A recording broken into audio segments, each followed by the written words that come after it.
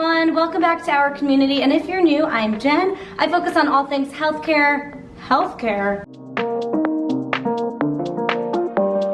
If you are new, I am Jen. I focus on all things self-care, health, and wellness while living in New York City. So today, let's talk about how to wake up early to work out when you're working from home. Don't forget to give this video a thumbs up if you are looking forward to it. It really helps me out. It helps the algorithm and it helps people find our amazing community. Let's get started. So tip number one is to find something that you look forward to waking up to every morning that's not your workout. We all know when you are the most tired you are the entire day, right when you wake up in the morning, thinking about, getting on a spin bike or doing anything that requires that much energy is not gonna get you up in the morning. That's what's gonna make you go back to sleep. So I naturally found myself doing this. Every single morning when I'm washing up, I'm always listening to a podcast. So I recently found myself in the morning, don't really wanna get out of bed, I'm just scrolling through my phone, and then as I'm scrolling through my phone, I realize, oh, I get to listen to a podcast if I wake up. So I go to my podcast app and I start searching, all the new podcasts that have come up that morning. I find one that I'm excited to listen to, and then I get right out of bed and I start listening to it and I go about my morning. So for me, it's a podcast. For you, it might be your coffee. You might have one of those coffee machines that you can set to a certain time to start brewing, and so you might smell it right when your alarm goes off, and that might get you up in the morning. It might be a morning meditation that you're recently really into and you're just looking forward to that, or a book you read in the morning and just reading like 5 pages of your book that takes a few minutes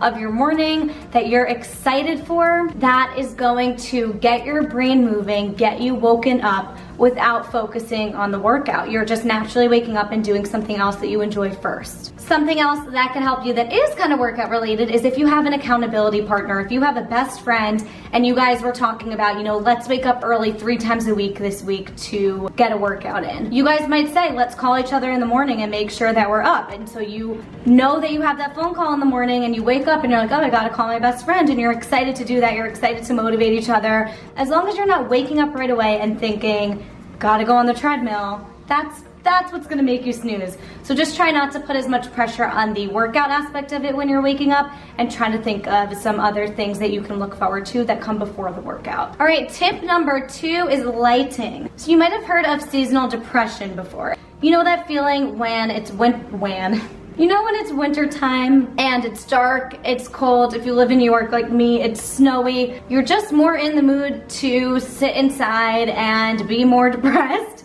Whereas when it's summertime, you wake up, it's sunny out, you're just like in a happier mood. All of these environmental cues are sending messages to your body. So you need to create a productive environment in your own home. So for me, this starts with lighting. In the morning, something that sends a message to your body that it's ready to start the day is when there's sunlight coming through the window. So if you're someone who has blackout shades, let's wait for the siren. Quick break to shout out my cool outfit.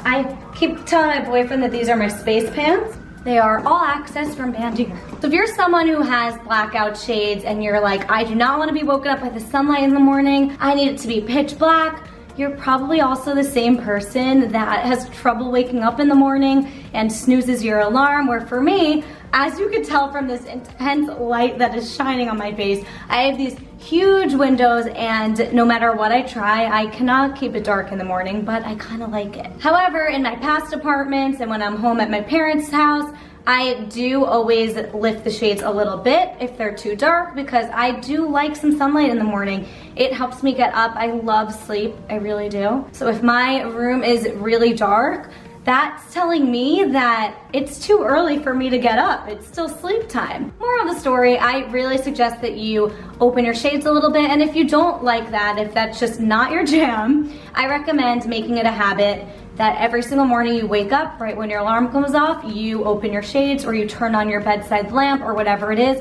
get some light going, because that's gonna send a message to your body that it's time to start your day. So number 3 is to customize your alarm. Everyone is different. For me, I absolutely hate, that alarm that's just like meh, meh, meh, or like whatever it is that's just loud and aggressive and angry, and all of a sudden you're sleeping and you're like, ugh, and you wake up like, ugh. You know what I'm talking about. I hate that. That is gonna make me click the snooze button so freaking fast, and roll over, put a pillow on my ear and go back to bed and just wake up angry. Maybe that's just me. Comment down below if it's not. That is starting my day, the first second of my day, on just an angry, aggressive note. I don't do that. If that works for you and that's what's gonna catapult you out of bed and you need that kick in the morning, do that. The point of this tip is to do what works for you and find the alarm clock style that works for you. I use the Sleep Cycle app. It wakes me up very gently. All the sounds are like gentle and relaxing. And I don't wake up in a panic. I gently wake up. Like, I need a relaxing, nice, pleasant start to my morning. I will always recommend that app. But another thing you can do, if you just have the regular alarm clock app on your phone, you can customize that. So you can, instead of doing that meh, meh, meh, or whatever annoying sounds you've been listening for so long, that sometimes you gotta switch up the sound, because sometimes you associate that sound with, for me, I know I've had alarm clock noises where if I listen to them now from someone else's phone, I get like triggered. I do not want to associate waking up and starting a new day with an angry feeling. So if you find yourself, you've been using the same sound for so many years that you hate that sound and you just wake up annoyed, change your sound, please. One recommendation is to choose a song that is motivating for you. Choose a Lizzo. Choose something that's fun. Choose something that is like gonna have a bright, sunshiny day. Something that is just gonna make you happy or motivated. Another way to customize your alarm is you can actually type in a message to your alarm clock app. So you can put an inspirational quote in there. You can put a quote that's similar to "you'll never regret a workout," or you can make it more of a reminder. So reminder, you really wanted to do this yesterday and you were really excited about your new routine. Reminder, you always feel amazing after your morning workouts. If I saw that in the morning, I'd be like, sometimes all I'm thinking about is going back to sleep. But if I get the thought in my head like, oh wait, my best days and my most accomplished and happiest days are after a morning workout, if I have that reminder first thing in the morning, I am definitely more likely to wake up. Number 4 is to make a designated space in your home for your workout. This is obviously much easier if you have a house. You can dedicate an entire room for working out. But I was reading Atomic Habits. I'm in the middle of that book, and he mentioned that even if you have a tiny space or a studio apartment like moi, dedicate an inch of the space for working out. I'm gonna read you a snippet. If your space is limited, divide your room into activity zones. A chair for reading, a desk for writing, a table for eating. You can do the same with your digital spaces. I know a writer who uses his computer only for writing, his tablet only for reading, and his phone only for social media and texting. Every habit should have a home. Habits thrive under predictable circumstances like these. Focus comes automatically when you're sitting at your work desk. Relaxation is easier when you're in a space designed for that purpose. Sleep comes quickly when it's the only thing that happens in your bedroom. If you want behaviors that are stable and predictable, you need an environment that is stable and predictable. So on this note, it is very easy to go on with your day without working out when there's not like a set space where you work out. You just keep going about your day in your apartment. I keep my yoga mat out and the workout equipment is right in front of it. It's literally in the middle of my studio apartment.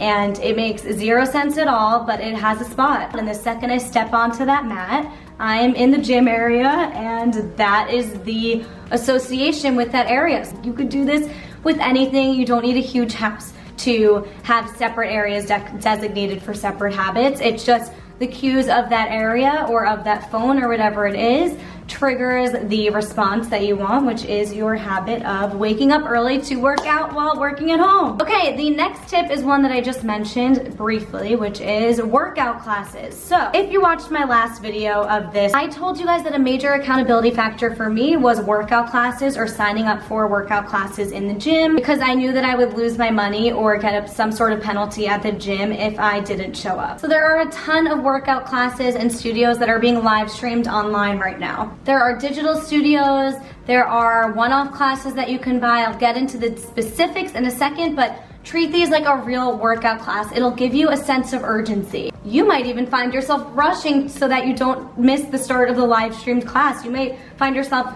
not only, getting somewhere on time, but like rushing to get there. It gives you that sense of urgency and a time and a place where you are set and good to go. There's no planning involved. You get the class and I gotta be on my yoga mat at 9 a.m. or whenever it is. So right now I'm doing the class by Taryn Toomey for 30 days. If you know my channel, or if you don't, I always review workout classes and do these 30-day challenges. So right now I'm doing the class by Taryn Toomey. I'm loving it. And they have live streamed classes every single day, multiple times a day. I don't have to sign up because I just have access to the full digital studio. There's on demand, there's live streamed, so it's not like I did necessarily get penalized. However, how I do it is the night before while I'm in bed, or the day before, whenever, at some point the day before, I will scroll through what the live stream times are the next day, who the instructors are. I'll choose which one I want to do. I put it in my calendar, and that way, as I go about my day, I see when my work meetings are or whatever, I have a scheduled time in my calendar where I'm gonna do it. So I have that expectation and that appointment set in my calendar, in my head the day before, and I'm going into the day knowing that whether it's at 7 a.m. or 4 p.m., that is the time where I am doing that class, and I treat it like a workout class. You pick the time the day before, you schedule it, you get your spot in the class, and you go. Now there's also some studios like Rumble, and Rumble TV is just like a regular workout class where you can just pay for one class. So if you're gonna pay for a Rumble once or twice a week, you're not gonna wanna waste that money. You're gonna schedule it and you're gonna show up. It's also really motivating to know that there are people around the world all taking the same class as you, and there's an instructor that's really motivating you and pushing you along the way. So I just like workout classes in general. Something about a live streamed class and knowing that there are people around the world doing that same class as me just comforts me. Lets me know that there are hundreds of people that also woke up at that time and are doing this with me, and I just love it. This next one is so important. Find a workout that you love mentally as much as you love physically. So this will get you excited and looking forward to a workout. Imagine that. Imagine that. It's become such a habit now that I just feel completely different mentally as much as I do physically when I don't work out. And I found workouts that I genuinely love and are so therapeutic and cathartic to me, and just as, you know, I feel like I meditated after. So that's what you need to find. There's something for everyone. Some examples, shadow boxing can be really cathartic if you're someone who's a lot of stress or anger, going through something really hard in life and you just want to blow off some steam. I love just punching it out. You end up craving it, and whenever you're feeling stressed or anxious and you don't know where to put all this anxious energy, you punch it out. Spinning can be such an adrenaline rush and so fun, especially if you're someone who is such a music junkie and loves music and wants to curate their own playlist, or has, you know, the Soul Cycle app and you, or Peloton, and you have an instructor who you love their music and you just get excited to hear what playlist they're gonna play today. Melissa Wood Health can be really calming if you hate cardio, you just want something calming. I actually did Melissa Wood Health for 30 days and was absolutely obsessed with it, so check out that video if you're interested. The class by Taryn Toomey is more of like this spiritual awakening, and there's a lot of cardio, but in a way that's like, there's dance cardio, but it's more just move however your body wants to move and shake it out and let it all out, rather than 305 Fitness, which is, you know, another thing that you might be really interested in if you love dancing, if you've been a dancer your whole life, or you just love to dance. 305 Fitness, that might be something that just excites you so much if you haven't been able to dance in the studio because of quarantine. All this to say, find what works for you. I have friends that are just like, I don't understand how you love working out. I dread it. You gotta put the time in to try all different types of workouts. They're fun. If you try these workout classes, there's good music, there's amazing instructors, but it makes you feel good. It's scientifically proven.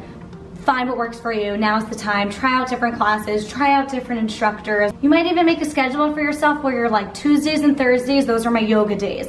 And then every Monday and Wednesday night, you know, oh, I have yoga tomorrow. Let me choose my video that I want to do tomorrow and put it in my calendar. Planning ahead is so helpful, but just find out something that you actually enjoy, and it makes this whole process so much easier. Do not force yourself to do workouts that you dread. If you've been someone who just like has been lifting weights and doing the treadmill because that's what you think working out it should be, and you don't love it, but you force yourself to do it, it's not gonna make you feel good. Okay, my next tip is get a habit tracking system going if you're really trying to make this a habit. This is a great accountability exercise. So there are some apps. There's the Done app. I mean, you could just type in habit tracking in the App Store and you'll find a bunch. This is something that will send you a reminder each day. You mark it off each day.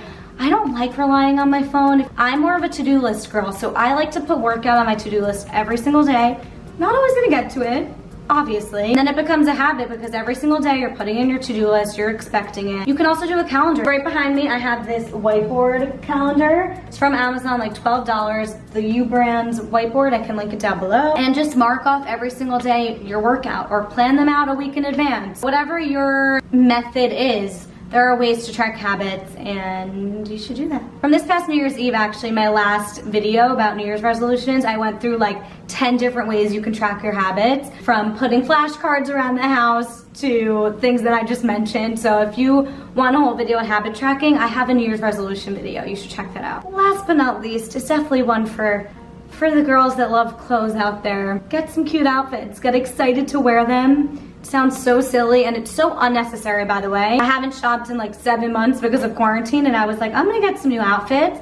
You can't imagine how fun it is wearing them and like dancing in the mirror in your outfits. Just like pump yourself up. You might set aside your outfit the night before. I hope this was helpful. Comment down below which tips you're gonna try out this week, what you guys do to wake up early to work out. I would love to talk to you guys. Don't forget to subscribe so we can keep hanging out and growing this amazing, beautiful, supportive community. Click that notification bell so that you never miss a workout review or a self-care review, whatever it may be. Comment down below anything you guys want me to try out for you. And I love you guys, and stay healthy, wear a mask. Mwah.